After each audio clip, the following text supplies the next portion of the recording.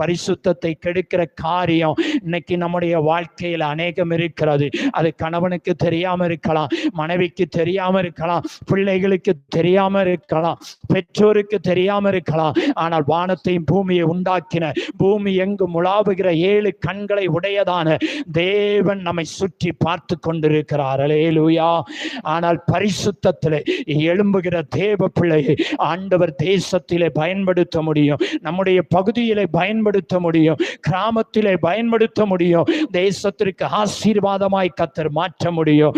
அப்போ பரிசுத்தத்திலே எழும்ப வேண்டும். யார் பரிசுத்தத்திலே எழும்பினார்? நம்ம எடுத்த உடனே சொல்லுகிற முக்கியமான காரியம் நிறைய பேர் இருக்கலாம். ஆனா யோசேப்பை நம்மை சொல்லாமல் இருந்ததே கிடையாது. பரிசுத்தம் என்று சொன்னார் யோசேப்பு, ஆண்டவராகிய இயேசுதான். ஆனால் உலகத்துல நம்மை போல மனிதனாய் வாழ்ந்ததிலே யோசேப்பை போல பரிசுத்தம் உள்ளவர் யாருமே